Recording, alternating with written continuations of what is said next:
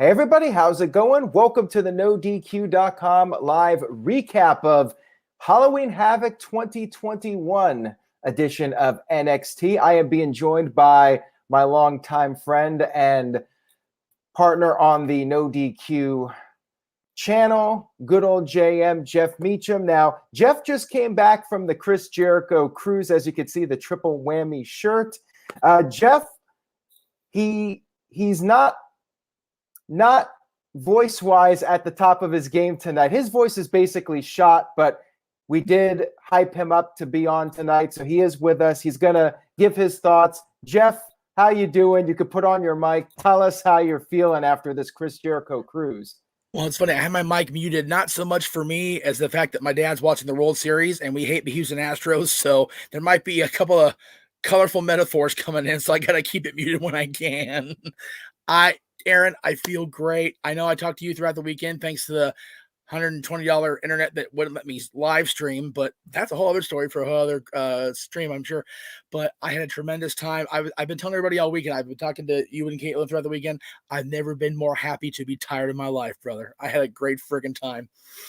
All right, well, I will carry this with the NXT. I will give my thoughts on the segments, and then I'll have you chime in so you could preserve your voice. So for those of you that are watching this on the No DQ channel, Jeff will be doing another live stream after this on his channel and the No DQ channel with his thoughts on the Jericho cruise. So we got to preserve his voice a little bit.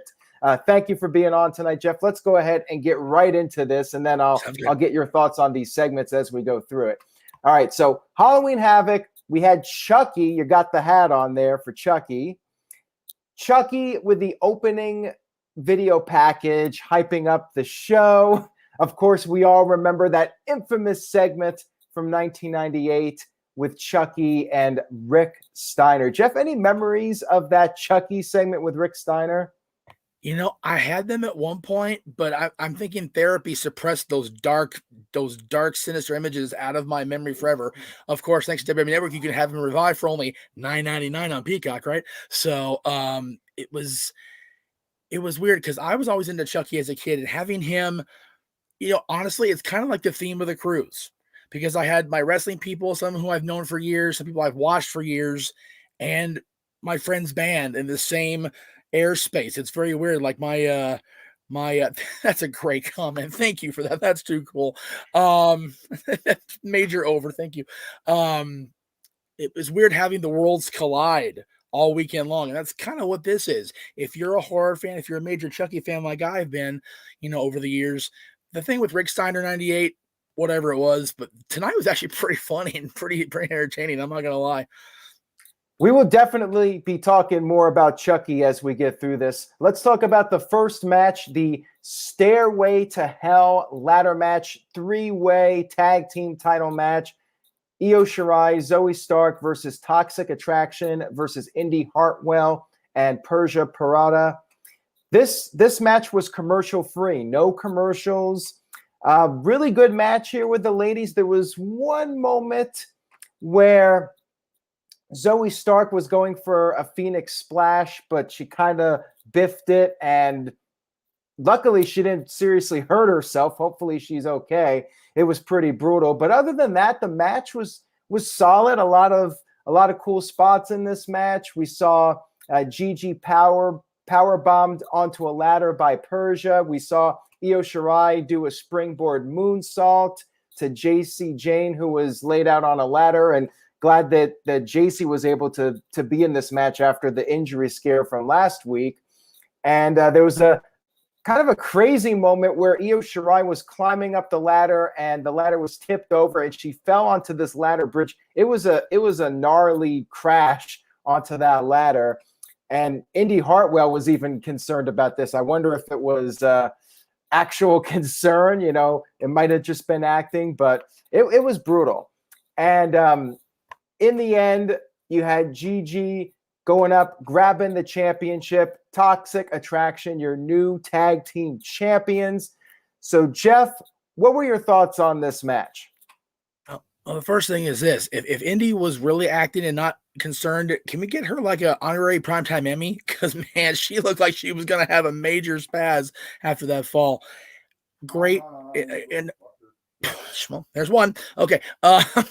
So three-way ladder matches are always, like Omar just said here, a major cluster, especially when it's tag team. I mean, Aaron, you and I were, I don't know if we were in I think you're at the WrestleMania, but the original triangle ladder match with ENC, the Hardys and Deadlies, it was a cluster in its infancy, but it turned out to be this beautiful thing that bore TLC out of its ashes, I guess.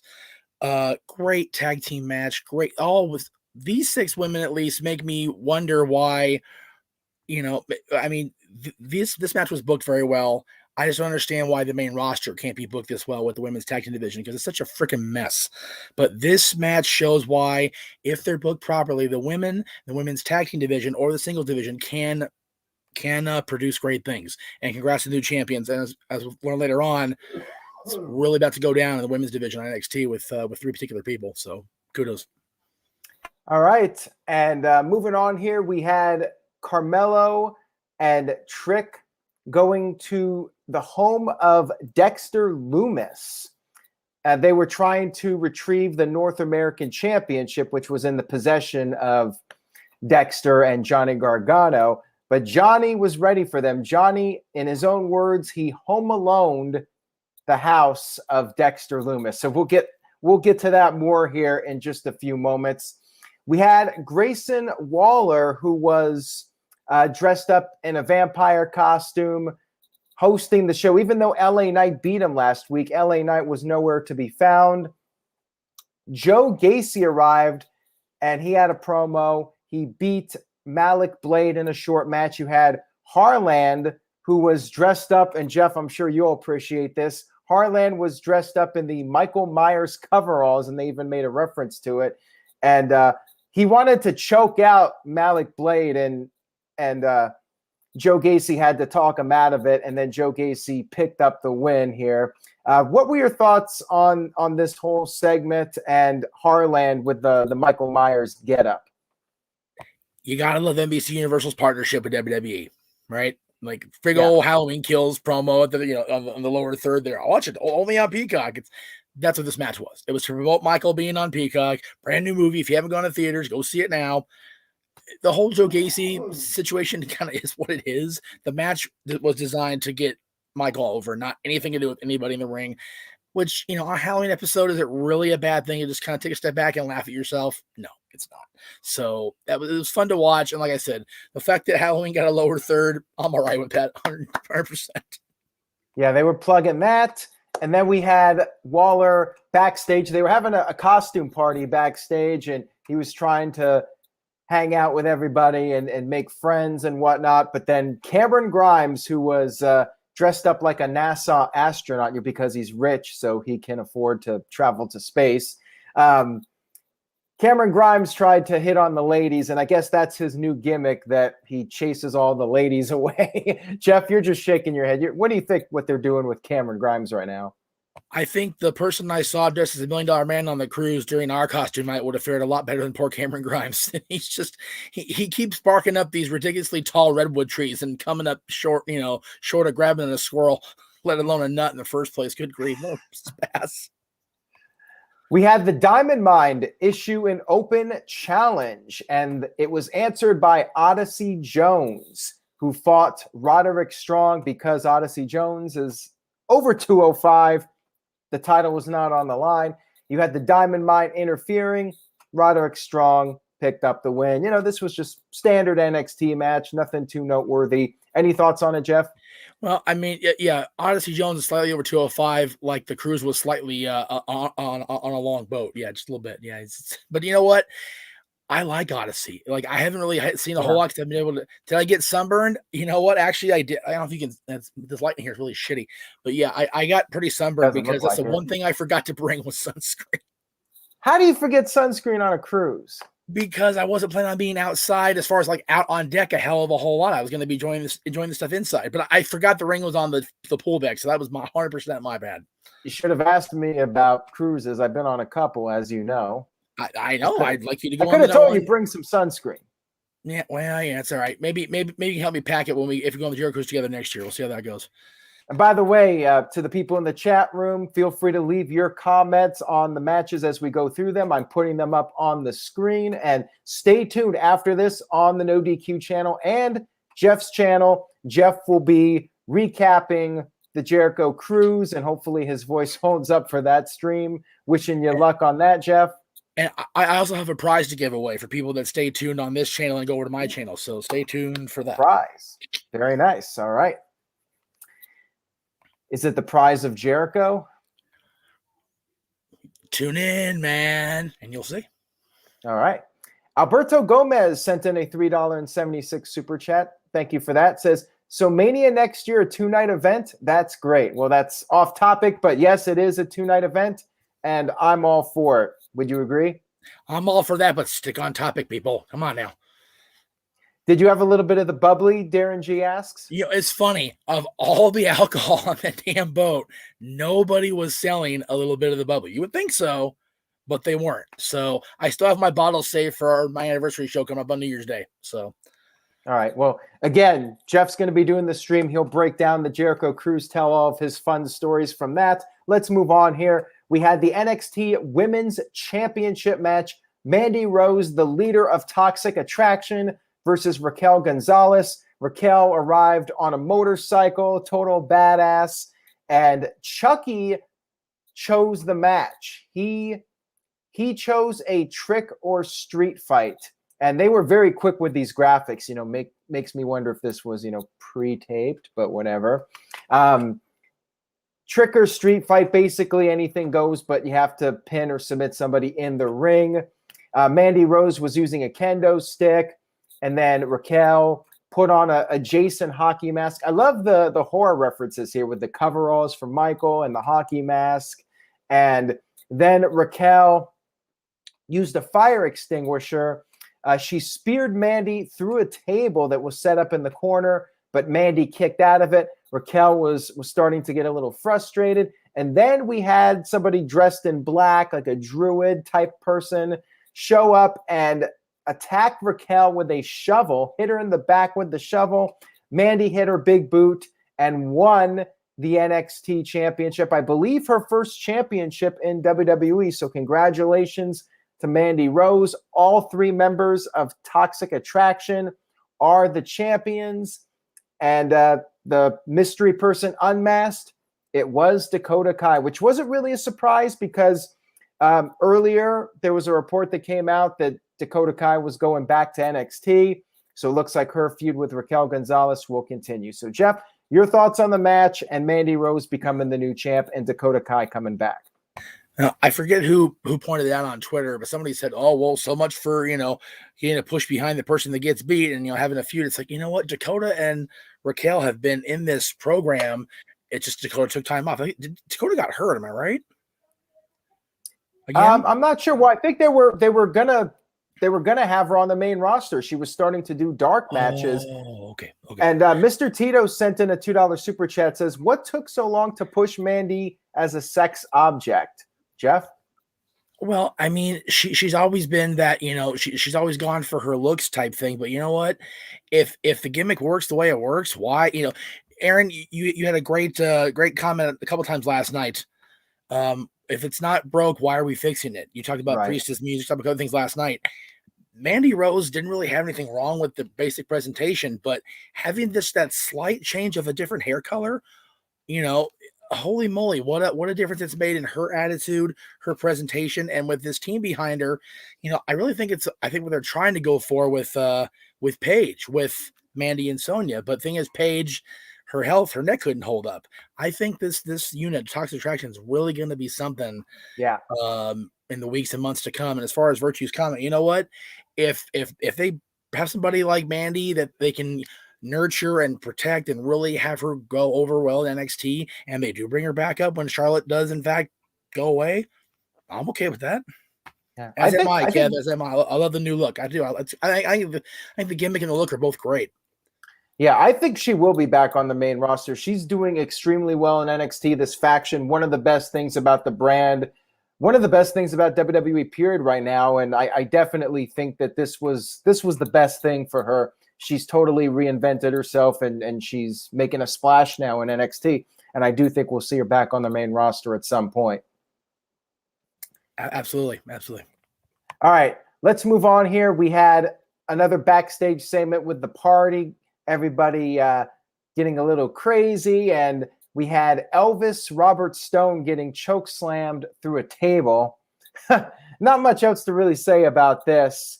Now, we had Carmella and Trick going through the house of Dexter Lumis, and it was basically a haunted house. He had all these monsters scaring them, and then Dexter Lumis appeared in the mirror, and then they ran into Andrew Chase, and Andrew Chase was captured. Trick and Mello were trying to figure out their way through the house and not be captured, I guess, kidnapped. And then they did find the North American Championship. Gargano and Dexter were right behind them, though. And then we had some zombies chasing them. And then Gargano was like, boo. And they ran off. But at least Carmelo got his championship. And they will have a tag team match on next week's show. This was really over the top. And you know what? It was fun. It was Halloween. I'm all for it. Jeff, what did you think of this segment? Do you think it was a little too over the top, or were you cool with it for the special occasion? I had fun enjoying it. I watched it. I was laughing, and I was thinking, back in my head, okay, we're bringing back somebody from 1998 WCW and Chucky. If somebody's in that mirror like Dexter was, are we gonna have somebody that can see him but not see him, but can see him but not see him, like the Warrior and Hogan thing? If they go that, I'm turning the damn channel right now. Just go away, run like hell. Other than that, great segment. Yeah, I was entertained by it for sure. All right, then we had Waller come to the ring. And he was interrupted by LA Knight, who was also a vampire. And apparently, LA Knight had some car troubles. And LA Knight wanted to know how Waller knew this.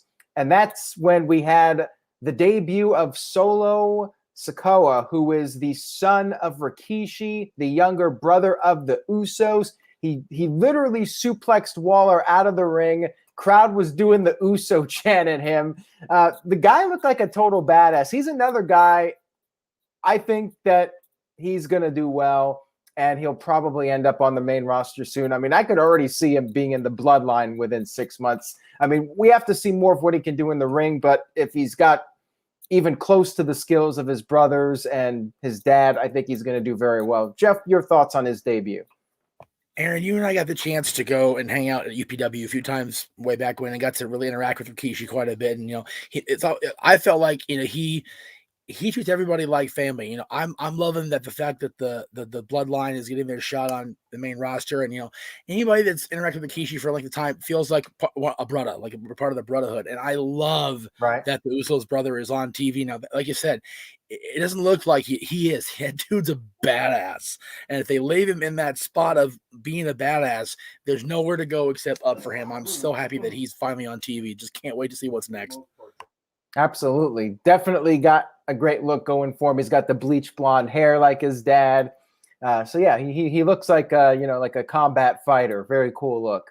Yeah, and I can't, like I said, if it's funny you said that, I expect him to be up there in 6 months. I hope they don't. Like, let him be nurtured here and just let this NXT crowd get his ass over, and then send him up there. Absolutely. And next up, we had the NXT Tag Team titles up for grabs. MSK versus Imperium. The wheel was spun, and we landed on the Lumberjack-O-Lantern match. We had numerous people, various costumes, all show up to be the Lumberjacks. And, of course, in a Lumberjack match, as things tend to do, the fight got crazy. Everybody started brawling on the outside. MSK did some dives. And then Lee did this dive over the ring post onto a whole bunch of the Lumberjacks. Carter did a cutter to Barthel off the top rope onto a bunch of the Lumberjacks. Poor Carter did not get caught. Like, he just smacked the ground. And then the Lumberjacks continued to brawl, and they just left. They were done with being Lumberjacks. They took off. And we had all four guys brawling in the ring. And it was just back and forth here. Crowd was loving every moment of this. And MSK worked together, but they could not beat Barthel. And then Imperium got the upper hand. After a brain buster, Imperium hit the Imperium bomb. 1, 2, 3. Eichner pinned Lee, and we have new tag team champions, Imperium. And it was even mentioned on commentary that somewhere, something very rare for Walter, a smile on his face as his boys are the new tag champs. We had the pyro go off. I think it was probably time for a title change, and 3 title changes on this show. What do you think, Jeff, of all the title changes? And do you think it was the right time for MSK to drop the belts?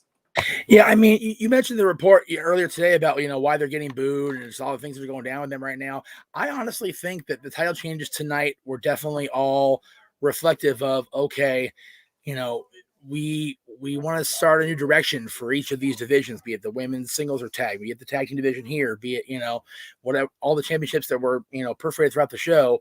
And if you've got Carmelo, still the North American champion and, clearly going to be in a run with Johnny and Dexter and everybody. And then, of course, the main event was what it was. We'll get there in just a second. It feels like everything that kind of happened tonight really felt like it meant something, and it's going to continue to mean something going forward, which I think you can agree after last night, what we've seen on Raw and Smackdown, it doesn't feel like the case on Mondays and Fridays. NXT is finally starting to get back into the gear, into the groove that they were in prior to this 2.0 rename nonsense. Yeah, well said, Jeff. And I liked the title change. I'm glad Imperium won. They've been around for a while, and this is a big win for them as a team. Yeah, it's one of those things where, Walter was champion, the UK champion for so long, but it seemed like, the rest of the Imperium were just kind of spinning their wheels. So hopefully they've got, more traction on the tires now, and they can actually get going down that road and really be the dominant tag team that we fans know they can be. Right. All right. Now we move on to the main event of the evening. Bron Breakker challenging Tommaso Ciampa for the NXT title. And before the match, we saw Bron Breakker preparing, training for the match in the backstage area. And right behind him sitting there was Chucky, which was a nice callback to WCW. If you guys remember, Rick Steiner had a confrontation with Chucky back in 1998 on Monday Nitro, as we mentioned at the beginning of the video here. So that was cool. I'm glad that they did that. And then Chucky narrated a little video saying that Bron Breakker was scared of him as a kid, and Bron's dad would tell him all these horror stories about Chucky. And we had Ciampa talking in the video package, and Bron Breakker talking in the video package, calling himself a genetic freak, which is, of course, the name that Scott Steiner had. And then Chucky said, "I hope being a loser doesn't run in the family," in reference to Bron Breakker. So another nice little callback to Rick Steiner and that whole Chucky thing from back in the day. This was great. I love all the setup for this match, Jeff. Oh, you're still muted. Sorry, I know. I slipped on the button. Sorry. I love that they didn't go full tilt, like over the top with it, as far as, having Chucky directly involved in the match itself. But It was great to have him interact with Bron throughout the night. It's one of those things where it's one of those silly, like, little meta moments that we, idiotic Attitude Era fans just seem to get off on more than anything else. But it was fun to watch. It was so cool to see. And the fact that Chucky's on the same network, the fact that, it's so funny how you think about it, how corporate it's all become, because Chucky's series is on the same network corporately as the partner of WWE. So it all kind of weaves together money-wise. And like I said, you're plugging Michael Myers in lower third here. It feels like one big giant, like, horror family, which I think is kind of cool. I agree with you on that. So anyways, we had the match, and Breakker was using his power right away, shoulder tackles, and using some of his wrestling takedown moves, amateur wrestling. But he missed the flying tackle. Ciampa was able to slow the pace down. Crowd was really into this, doing the dueling chants. Ciampa's going to kill you. And they were doing the hoop, hoop, hoop for Breakker. And Breakker even acknowledged it at one point. But there was an unfortunate botch here. Bron Breakker, he's a newcomer, and things happen. He was up on the ropes, and he was acknowledging the bark. So he was playing to the crowd. But then, unfortunately, he slipped, fell flat on the mat. And Ciampa was just like right on it. He went right for the pin. Total instinct there to try and cover up for that botch. Match continued. They were on the outside of the ring. and then the mat was exposed, the floor was exposed, the mat was removed, and Ciampa gave Breakker a DDT on the exposed floor. And Breakker, I think, got busted open the hard way. There was definitely blood. I believe it was hard way. And they got back in the ring, and Ciampa hit the fairy tale ending, but Bron Breakker kicked out of Ciampa's finisher, and Ciampa continued to work over him and then hit a second fairy tale ending and picked up the 1-2-3 victory, retaining the title. Some people disappointed. I actually do not mind Breakker taking the fall here. You know, this is like his 5th match in WWE, so he's still really, really new to the game, and I think it's okay for him to lose in this match. You know, John Cena lost a bunch of matches before he finally won the big one. It's not the end of him. I'm okay with him losing here, but some people wanted to see him get the win here. I definitely saw some disappointment on social media. Some people felt they should have just put the rocket right to his back, but I think you got to have the guy pay his dues also, and you know, he'll come back from this. Jeff, what did you think of the match and the outcome? Well, the outcome itself surprised me a little bit only because I think I picked Breakker to win. I don't know if I did a prediction show or whatever. I don't remember. It was a long weekend, brother. But I enjoyed the match. You mentioned during where Breakker slipped and Ciampa was on it. Ciampa is a friggin' pro. He knew exactly, oh crap, I better cover this in a hurry, and he did too. Like I said, you know, you have to know how to think on the fly like that. And, you know, us having watched as long as we did, it seems to me like a lot of the kids, can't listen to me like I'm so old. Jesus. A lot of the guys in NXT and the girls in NXT don't seem to get that instinct of, okay, if stuff happens, I got to be able to boom, boom, boom, and, you know, cover it up. And Ciampa's that pro that did that. I don't mind that Bron lost, like you said. He's still green as grass.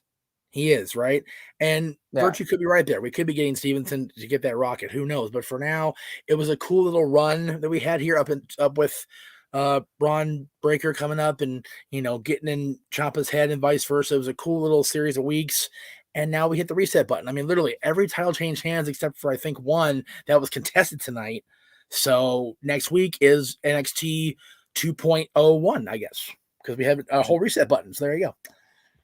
Yeah, so overall, I thought this was a great show. And Walter Cruz sent in a $2 super chat, says, I don't mind seeing Breakker chasing. Nope. I agree with that. And, you know, he doesn't even need the title, but if he gets it, cool. I could see him being in the main roster after WrestleMania, but we'll have to see, you know, give it some time and see how he progresses. And, you know, this was a good showing for him in a high profile match other than the slipping off the ropes part. And you know what, like you said, he's young. That stuff happens, man. And you know, people on social media, oh, he should have won. It's like, you know what? There's that 4-letter word that starts with a B people keep using every time somebody loses, even though they're still like 5 matches in. They're not gonna bury somebody. He's 5 matches in, guys. Breathe. It's okay.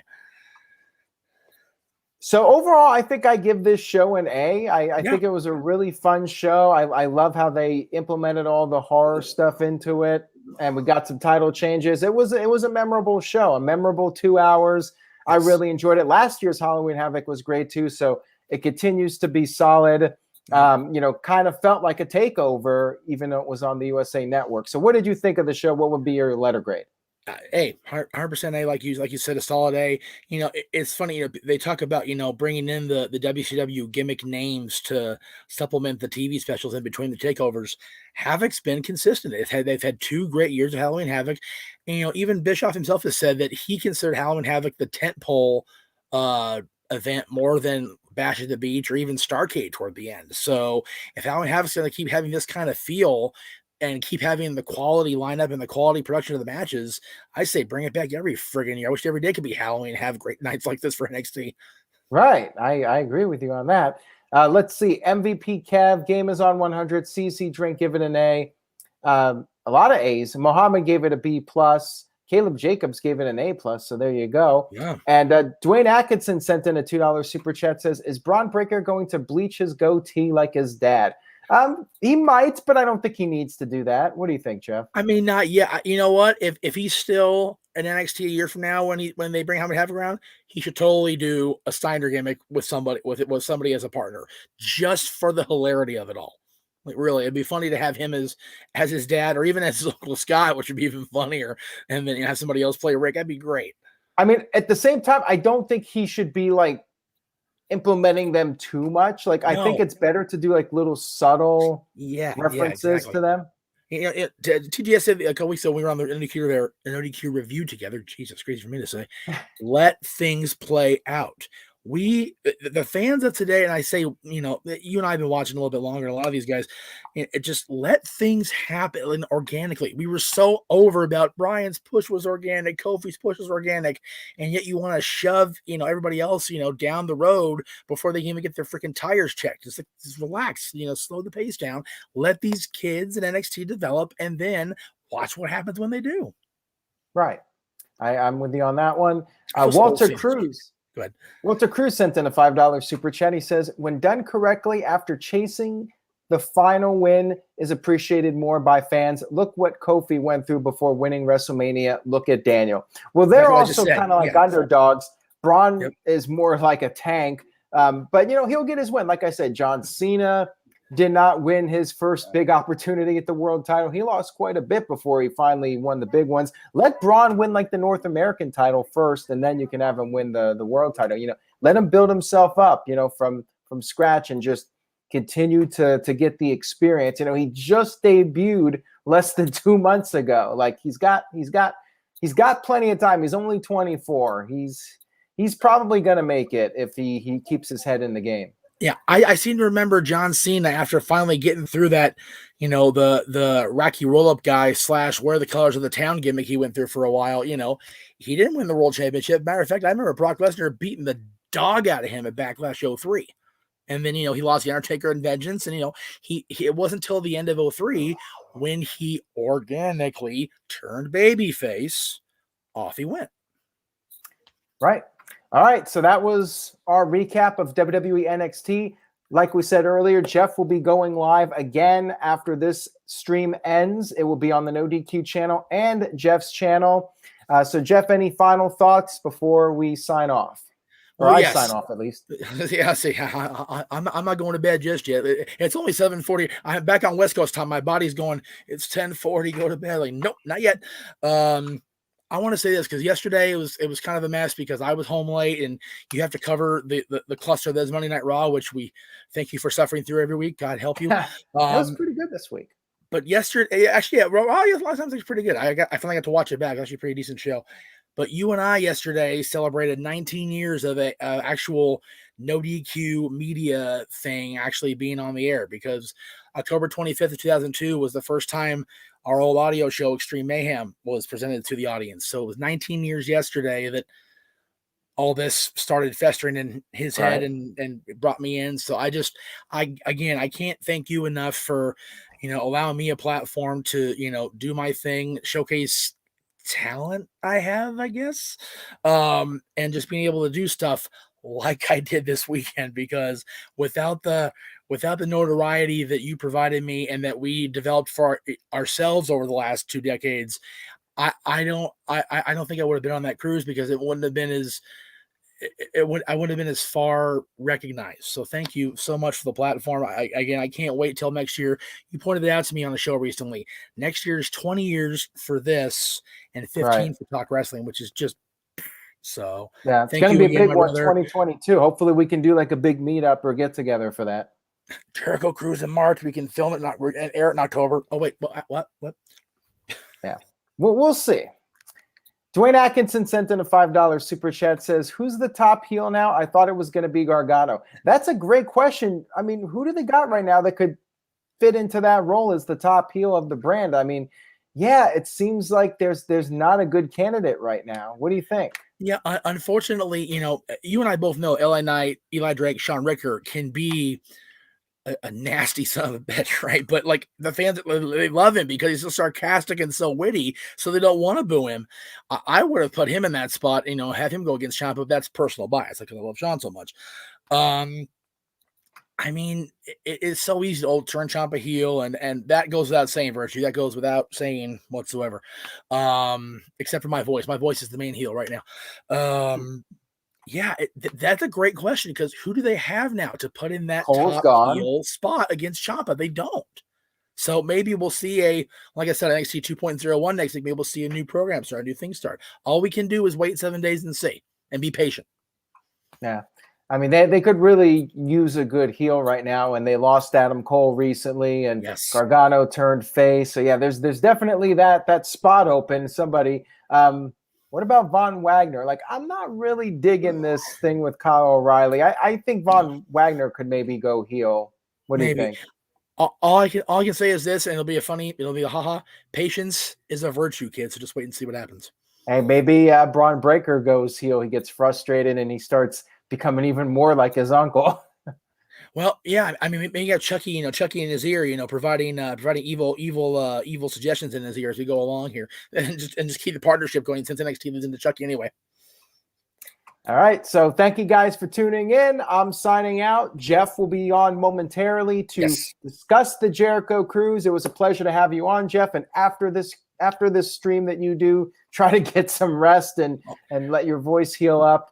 Yeah, I got plenty of sleep last night, finally, and then today it's just my voice is not recovered yet. I'm gonna have to do some hot tea therapy or so because I hate hot tea. It's so nasty, or soup or something. But I'll be ready. I got the Greg Cherry show tomorrow, so we'll see how that plays out. All right, well, take care, everybody. Have a great rest of your evening. Enjoy Jeff's stream, and we will see you guys next time.